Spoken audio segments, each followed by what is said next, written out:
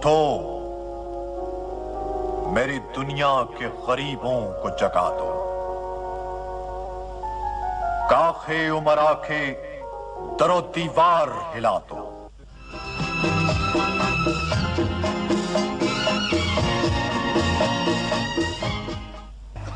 ذوالفقار علی بھٹو ایک نہیں ہے، دو ذوالفقار علی بھٹو ہے، ایک جو یہاں کھڑا ہے اور دوسرے آپ، ہر ایک آپ میں سے۔ جو آپ کی تکلیف ہے وہ میری ہے، کیونکہ میں نے کہا کہ میں دو ہوں، میں ایک نہیں ہوں، ایک اس جسم میں، اس خون میں، اس بت میں کھڑا ہوں، دوسرا آپ کے روح میں، آپ کے جسم میں، آپ کے بت میں کھڑا ہوں۔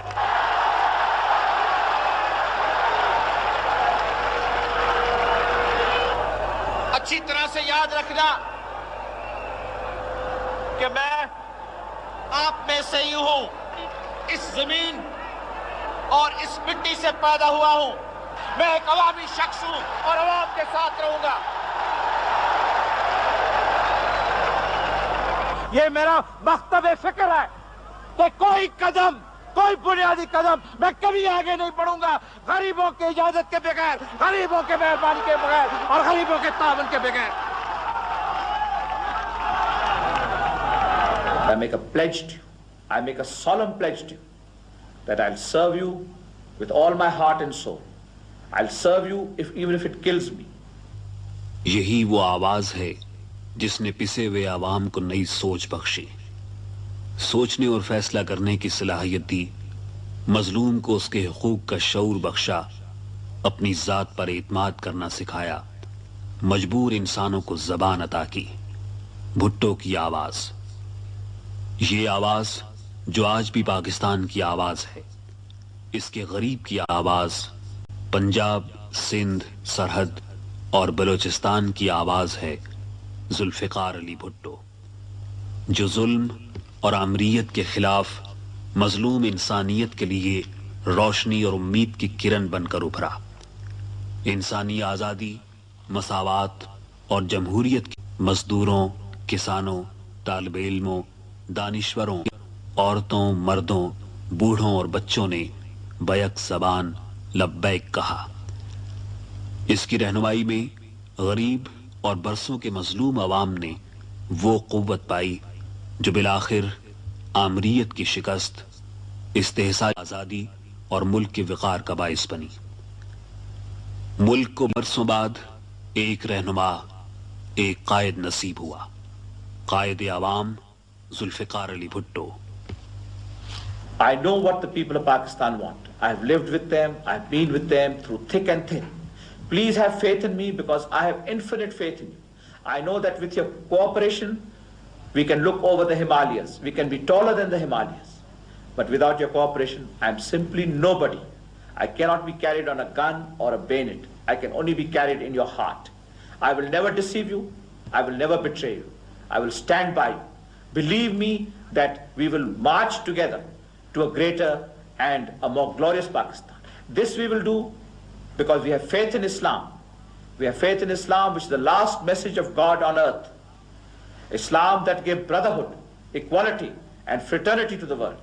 With Islam, with social progress based on what we consider to be Islamic socialism, based on brotherhood, equity and common feeling of tolerance and association, inshallah ta'ala, we will triumph. I have no doubt in my mind.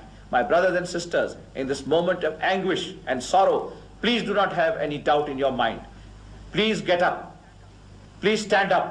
Please face the world. It's a bitter world, but we have to face the bitter truth. And I can assure you that we will succeed. There can be no doubt that we will succeed.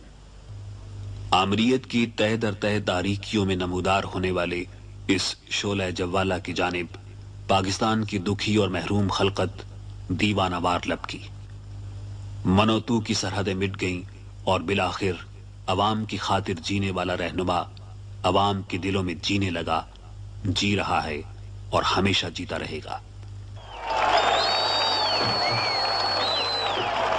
شہید ذوالفقار علی بھٹو 5 جنوری 1928 کو لاڑکانہ میں سر شاہ نواز بھٹو کے ہاں پیدا ہوئے۔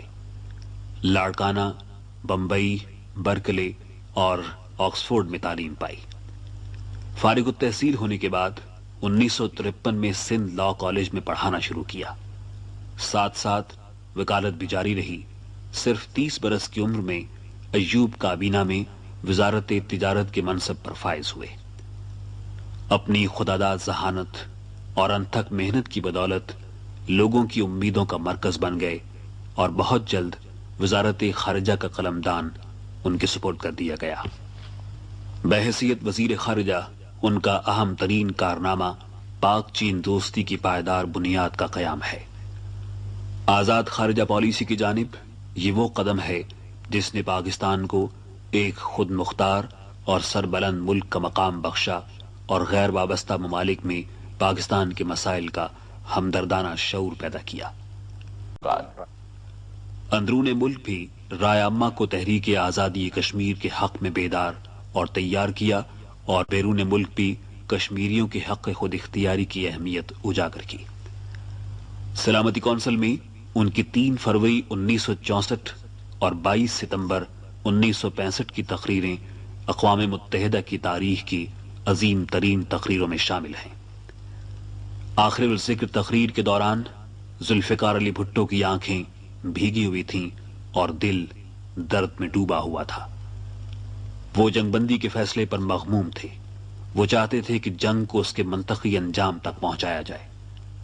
وہ اصولوں کی خاطر 1000 سال تک لڑتے چلے جانے کا دل گردہ رکھتے تھے، مگر فیصلہ ایوب خان کے ہاتھ میں تھا، سو ہو گیا تھا۔ یہ غلط فیصلہ شہید بھٹو کے لیے اگر دیدہ و دل کی آزمائش کی حیثیت رکھتا تھا تو اعلان تاشقند دار و رسن کی ابتلا کا اعلان تھا۔ بھٹو اس آزمائش پر بھی پورے اترے۔ وہ مسند اقتدار کو ٹھکرا کر عوام کی عدالت میں آ گئے۔ میرے ساتھیوں اور مسلمانوں،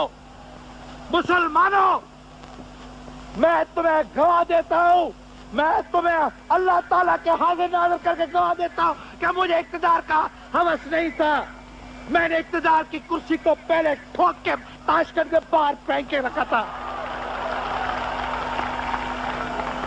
اقتدار کا ہوس نہیں تھا۔ میں دیکھ رہا تھا کہ پاکستان کے لیے ایک تباہی آ رہی ہے۔ میں سیاسی جائزہ لے رہا تھا۔ مجھے معلوم تھا کہ یہ مقابلہ نہیں کر سکیں گے، یہ حال نہیں ہو سکیں گے، ان میں وہ اہلیت نہیں ہے، ان میں وہ سیاسی قابلیت نہیں ہے، یہ عوام کے نمائندے نہیں ہے، یہ کام کو بگاڑیں گے، یہ کام کو بنائیں گے نہیں، ان کو سیاست کی کوئی سمجھ نہیں ہے۔ اس لیے میں کہہ رہا تھا او خدا کے لیے عوام کے نمائندوں کو اقتدار دو۔ کیوں میں اقتدار چاہتا تھا؟ میں اقتدار بذات خود ذوالفقار علی بھٹو کے لیے نہیں چاہتا تھا، میں اقتدار غریبوں کے لیے چاہتا تھا، میں اقتدار محنت کشوں کے لیے چاہتا تھا، میں اقتدار عوام کے لیے چاہتا تھا، میں اقتدار عام کے لیے چاہتا تھا۔ نہ لاٹھی گولی کی سرکار ان کے سر کو جھکا سکی اور نہ ہی قاتلانہ حملے ان کی جبیں پر کوئی شکن پیدا کر سکے۔ رہے یقین تیری افشان خاک و خون پہ سلام۔ وہ پہاڑ کی طرح اپنے مسلک پر قائم رہے اور دریا کی مانند اپنا راستہ خود متعین کرتے چلے گئے۔ آمریت کے خلاف عوامی تحریک کی قیادت کے دوران بھی ذوالفقار علی بھٹو اس جنگ کو نہ بھولے جو فکری محاذ پر برپا تھی۔ وہ لڑتے بھی رہے اور لکھتے بھی رہے۔ جس وقت انہوں نے پاکستان پیپلز پارٹی کی بنیاد رکھی، عین اس وقت وہ متھ آف انڈیپینڈنس، آزادی موہوم کی تکمیل میں بھی کوشاں تھے۔ نتیجہ یہ کہ جب ان کی سیاسی تحریک اپنے عروج پر پہنچی، یہ کتاب آزاد اور خود مختار پاکستان کی انمول سیاسی دستاویز بھی منظر عام پر آ گئی۔ شہید بھٹو کی فکری اور سیاسی قیادت نے ذہنوں کو روشنی اور دلوں کو طاقت بخشی۔ عوام بیدار ہوئے، متحد ہوئے اور سرگرم عمل ہوئے۔ عوامی تحریک کے سامنے ایوب آمریت پسپا ہونے لگی تو عام انتخابات کا وعدہ لے کر یاہیا آمریت آ گئی۔